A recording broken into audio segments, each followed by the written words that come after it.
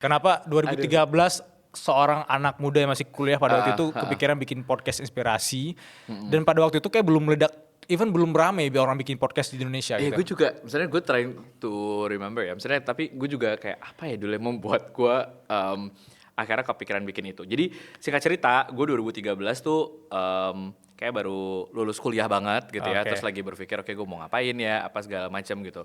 Dan gue tidak melihat, maksudnya membuat podcast itu juga sebagai sebuah opsi karir gitu, enggak. Tapi kayaknya gue berangkat dari curiosity sederhana bahwa kayaknya gue pengen ketemu lebih banyak orang deh gitu. Bahwa kayaknya gue pengen tahu cerita orang, ngobrol sama orang, dan mungkin akhirnya ya temenan sama lebih banyak orang gitu.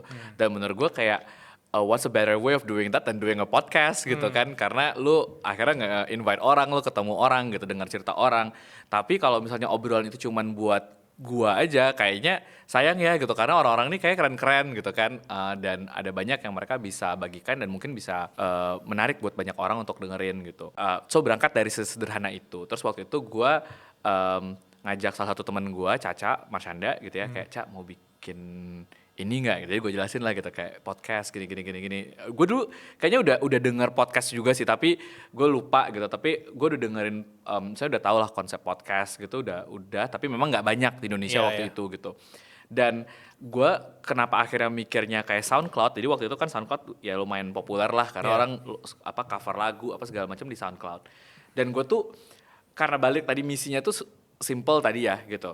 Jadi gue tuh nggak mau overcomplicate si podcast ini gitu. Dan gue tahu kayak aduh kalau gue mesti pakai video, udah di si YouTube kan. Tapi misalnya kayak kalau gue pakai kamera, ini berarti gue harus mesti setup kameranya, mesti ada banyak orang, ada apa segala macam gitu. Jadi audio aja kali ya kan simple ya, cuman pakai mikrofon, direkam apa, terus ya udah nih gitu. Jadi itulah gitu, sesederhana itu sih sebenarnya mulainya gitu.